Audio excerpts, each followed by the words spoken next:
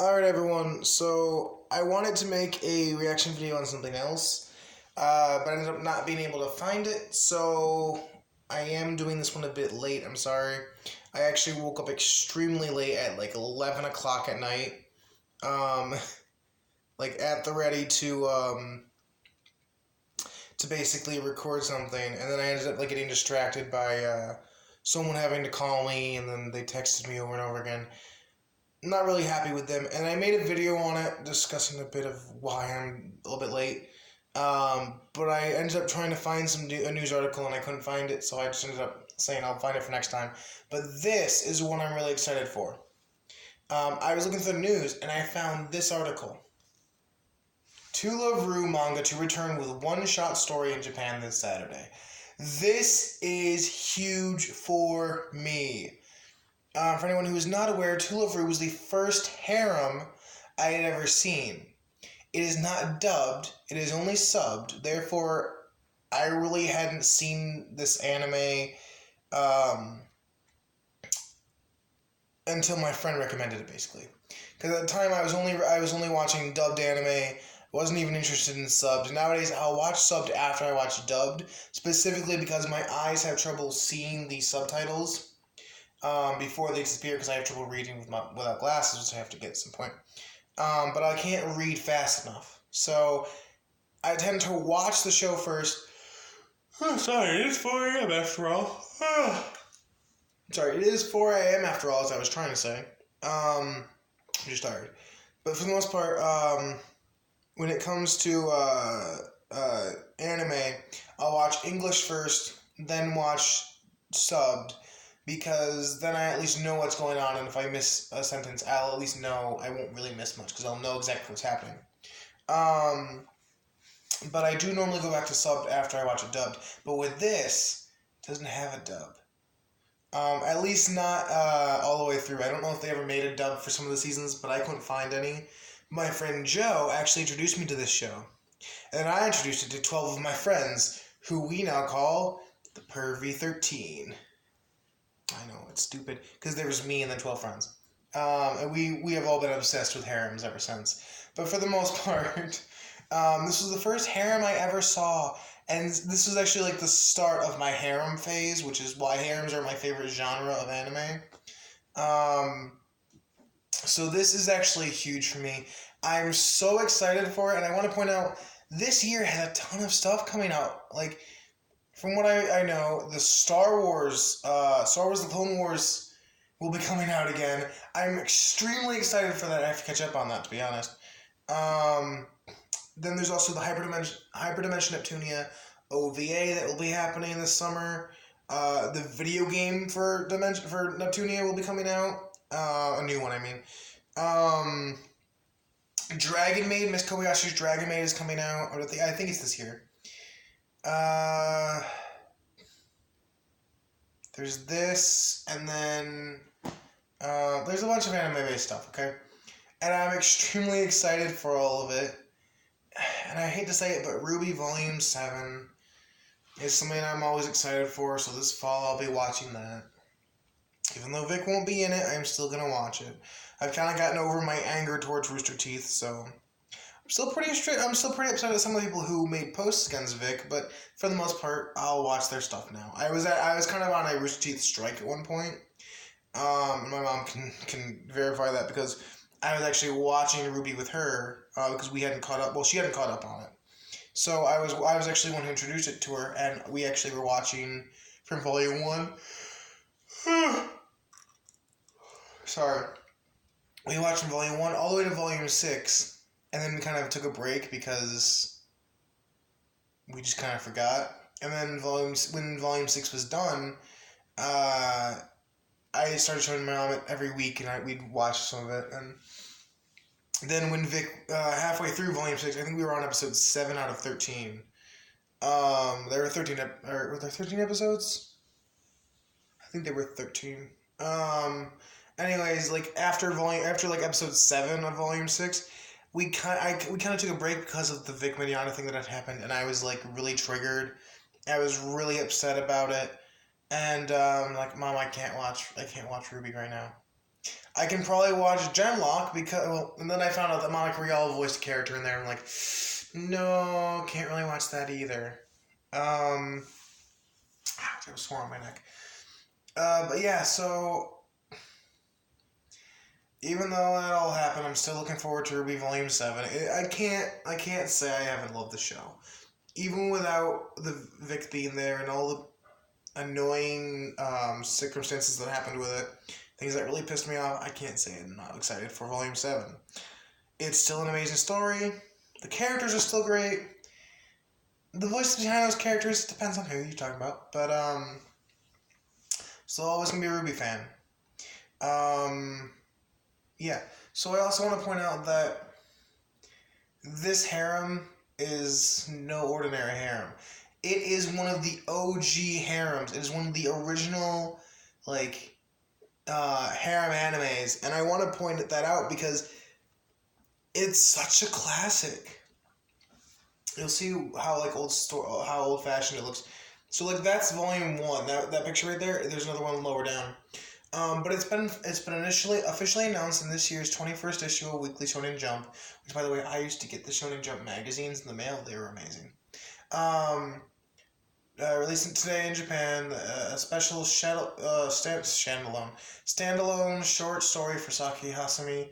The story and Kentaro Yubuki. The art, Two Love Rue's romantic comedy manga series will be okay. So basically, they're releasing another issue of Two Love Rue. Now it's the return of the largest harem in Heisei, and I want to point out 31 heroines. This is important to me because I don't actually believe that there are 31 female characters in the show. Not of significant importance to the harem aspect of it. So this is interesting to me. I'm not sure if they're going to add characters to it or not, but from what I remember, there are about 12 girls in the harem itself. I'm not sure if that includes the canon ones or not. I can't remember. It's been so long since I've actually seen the show, but it's just an original classic that I can't actually remember. It's been so long. Basically, so you'll do Two Live Rue Darkness was actually my favorite season because there was Two Live Rue, Two Motto Two Live Rue, Two Live Rue Darkness, and Two Live Rue Darkness Second. Believe it or not, Darkness, the first Darkness was my favorite. Darkness Second, meh. But when it comes to the manga, it was just as seen.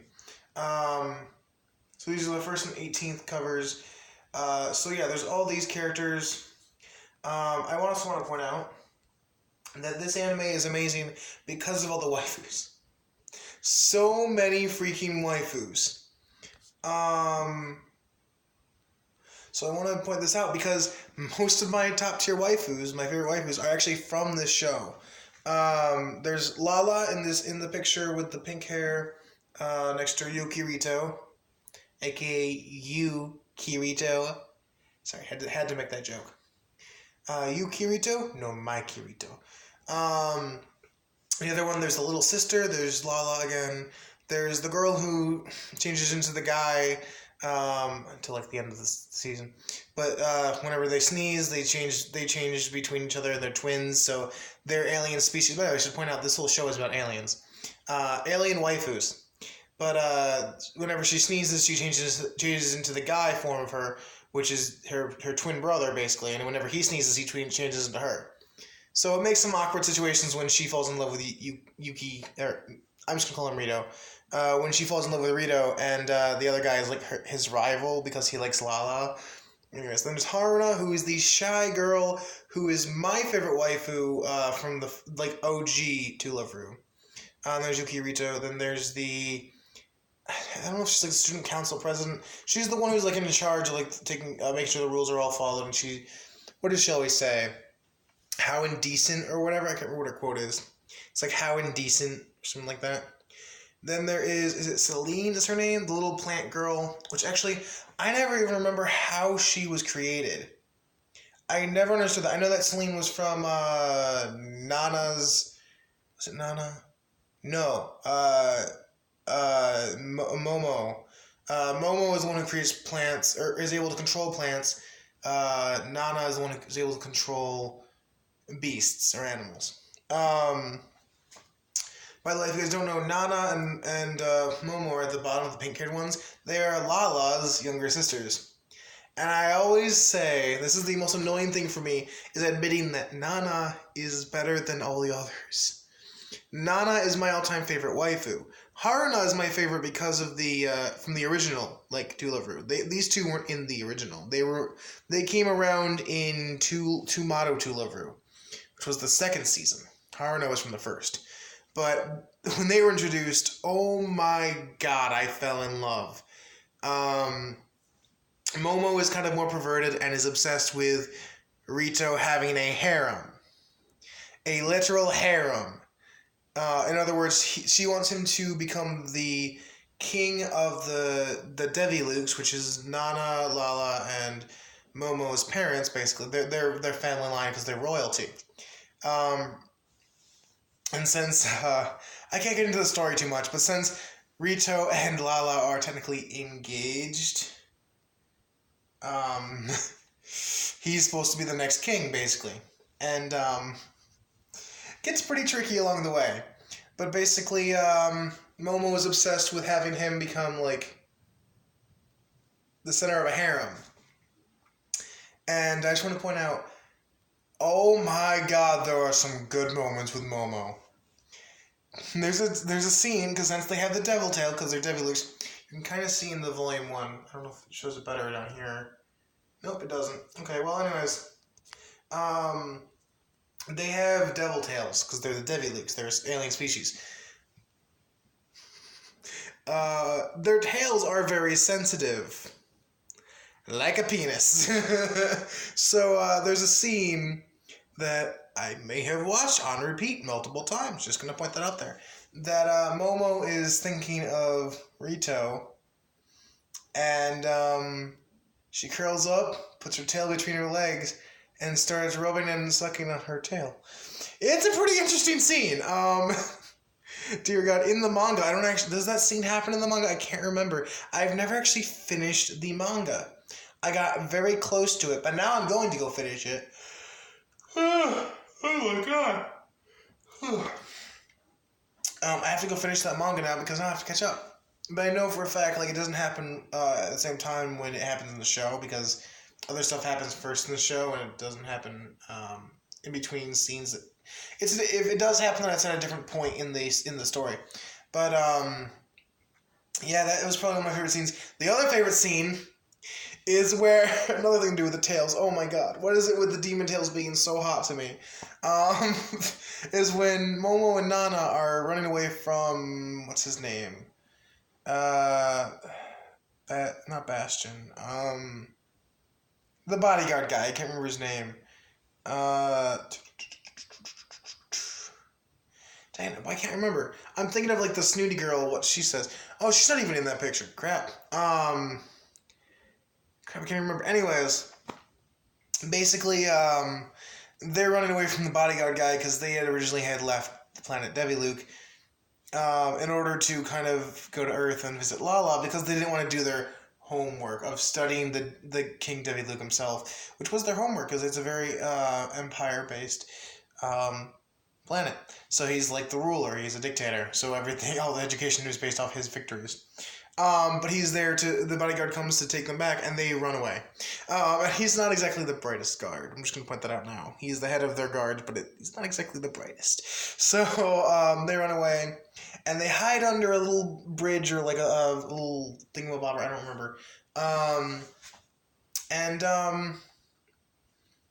They get into this little quarrel, and Momo, being the perverted little shit that she is, grabs Nana's tail, which is extremely sensitive, and starts stroking it. And Nana's like, "This is all your fault. You're gonna be in so much trouble." And she goes, grabs the tail and starts stroking it. And I was like, it's one of my favorite scenes, and I have played that one on repeat 100 times over just because it's so funny. Oh my god, it's not even like sexy, it's just funny. And then she's like, Do you know what kind of position you're in? Like the weird rapey quote. And basically, Nana goes, like Nana all of a sudden like gets out of her clothes because this is a very ecchi harem, which means it shows boobs a lot. And it just like suddenly appears behind Momo as like the Omewa Moshinderu Nani. She suddenly appears behind Momo, grabs her hair, or her tail. Oh god, it grabs her hair. No, grabs her tail and starts doing the same thing. And they both start like licking each other's tails and making each other very excited via the tails. And all of a sudden, the bodyguard walks over and he's like, "There you are!" Huh?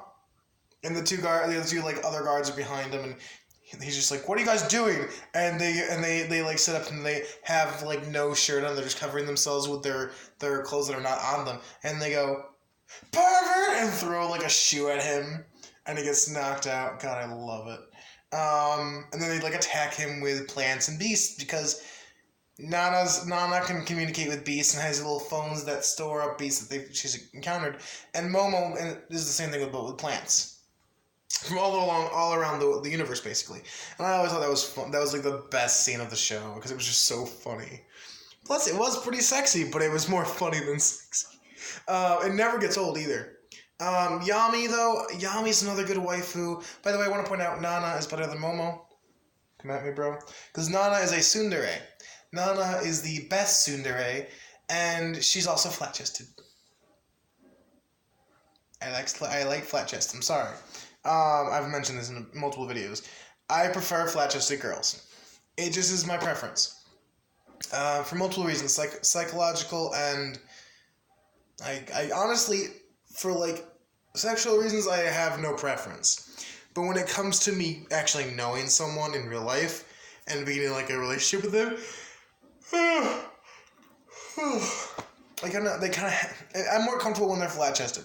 I'll explain that in an older video if you guys want to know. Actually, I'll explain it again later on. But now, what the heck? How does the word sound? Right now, I'm going to continue because I have to get this video over with and upload it because it's like almost 4:30 and I have to get this uploaded. But yeah, so Yami is a pretty cute, or Darkness is her other name. Technically it's Yami because that's her name, but it translates to Darkness, which is why Yami Yugi is basically just Dark Yugi. Darkness from Konosuba just means Yami, which is why they call her Yami in the show in Japanese a few times. I think that's what they call her occasionally. I don't remember. She is a good waifu just because she's like that emotionless character who doesn't really show much enthusiasm or like fear or anything because she's what are they called? And they're like the ones who can use their hair as weapons, but they're assassins. And Maya's pretty much up there too. Oh god, Maya. Is it Maya or May or whatever her name is? She's pretty good too. There's so many waifus in this show. Oh my god. Plus there's the nurse, who's hot AF. Then there's also the Yami's mom, who also is pretty hot. God, there's so many characters. God, there's so many waifus. Oh god, I just realized there's even a furry waifu. There's a giant like cat-like creature thing that comes up in one episode and is pregnant, and one of Rito's friends, for some reason, kind of almost gets married to the thing and almost gets sent off planet with her, even though he didn't want to. That, believe it or not, that motherly cat-like creature who was an assassin and sent to kill Lala in order to pay for the baby, even when she was pregnant, I will admit she was a waifu of mine. I had a furry stage, okay? I mean, I'm still kind of... Who knows? Depends on the character. Let's move on. But there's so many characters. Even Rito's little sister. Back when I saw this, by the way, I was underage. I was 17 at the time. when I first met Rito's sister, I was like, oh my god, she's so cute. Plus she cooks, plus she's the perfect waifu material. She's responsible, she's kind, she's caring, she's actually pretty funny. And actually there's an episode where Celine, whenever she drinks soda, lets out this weird gas-like thing from the flower on her head, little flower girl in that picture, that makes everyone attracted to Rito for some reason. Even the sister, and she tries to hide it, and it's like a struggle for her because, of course, it's wrong. It's a taboo. And I thought it was funny because she's like desperately trying not to let him notice, and it's kind of hard to do because no other characters are able to resist, for crying out loud. Not even Yami, who is the emotionless girl. Anyway, so this whole story is go away. This whole story is too amazing for me. I've always loved it. This right here is To Love Ru Darkness. This one right here is To Love Ru. This one here is To Love Ru Darkness. Dear God, I'm so excited for this. I'm so excited. Oh my God. I want to see it so bad. Oh, there's Devil Tail. Oh, that's a little Devil Tail in Volume 1. You can see a little Devil Tail up in the middle of the page under the number 1. That's what their Devil Tails look like. God, it's so hot. Anyways, plus Momo is thick. She's thick. A lot of the waifus in this are thick. And that right there is Yami, the yellow-haired girl. She's pretty hot too. I'm just gonna point that out there. I'm just saying. Honestly, I haven't seen the show since I was like was I 18 at the time? I don't remember. I was like 17 when I first got exposed to it. I think I was 18 when I watched Darkness. Or Darkness 2nd. I watched Darkness when I was 17. I watched To Live Ru Darkness 2nd when I was 18. A lot of the characters I'm well aware are underage, which is why I would never, with any of them. But they're still waifu material for me because waifus in general is just a term that I say waifus and husbandos are just characters who I like. Some of them are seductive, some of them are sexy. But I would, when it comes to waifus, it's just a term that I say for a character, for waifus, it's a female anime girl or video game girl, I guess too, I don't know. It's a female character who I either like character-wise, or personality-wise, or even just story-wise. Very rarely is it like, oh, I would totally marry them if they were real. It's not always like that. A lot of the time it's just a character I like. For crying out loud, Jean Arc from RWBY is a husbando of mine because of his personality, who he is. Yet if he was real, I would not, well, maybe I would date him. Who knows? I don't think I would, but maybe I would. I don't know. It's so hard to tell if they aren't real. It's so hard to know if you'll actually date them until they actually see them in real life, you know what I mean? But when it comes to these characters, it's meant to be lewd in the first place. It's written to be lewd. A lot of these characters watch in an ecchi anime, for crying out loud, which is literally ecchi is like a smaller form of hentai, where they show upper body, they never show the lower body. They may show the butt though. That's always interesting to see. But in this one, they always have they have a censored version and an uncensored version. Guess which one I watched? If you guess censored, you're wrong. Get out. Get out of my house. Get out. No, actually, I always watch uncensored just because adds to the experience, because if it's uncensored, then it normally means that there's humor behind it. Like in Monster Musume. Censored version is not as funny. It's not because I like the boobs. It's just because, well, I mean, I do like the boobs, but that's not why I watch it uncensored. I watch it uncensored because when you see the details of what's going on, it's much funnier. It adds to the experience of watching it. Just gonna point that out there. So yeah, but when it's censored, it really has the white light, the mysterious white light censorship bar. I always love that, where it's just a giant light or steam or whatever. Even in the card game of Weiss Schwartz, which has a To Love Ru deck, which I actually own somewhere, the cards that are supposed to be censored have the white light, and when I first saw it, I'm like, oh my god, they have censored cards. And my friend Joe, who was just getting me into the card game as well, was just yeah, I mean, it's a card game, they sell it in stores, they kind of have to censor it. I'm like, no, I mean, I'm surprised they have those scenes in here in general, if they have to censor them. I'm surprised they have a censored version because it has to be censored. I'm not surprised that they have a censored version instead of an uncensored version. I'm surprised they have that scene in the card even though it's censored. And he's like, okay. Goes back to his game. I'm like, that's mean. Just pay attention to me, won't you? And of course, and if I annoy him too much, he kicks me, and I'm like, harder, daddy. Actually, we used to joke around about that. I also want to point out, Joe and I used to joke around like that all the time, and now I've gotten stuck saying harder, daddy, as a joke. And now whenever I talk to any of my female friends, I say harder, daddy, instead of harder, mommy. Oh no. By the way, why is that a term? Why is daddy and mommy a sexual term? I never understood that shiznit. I just never understood it. I mean, yeah, there's the more like inappropriate versions of it with parents, and it's called incest.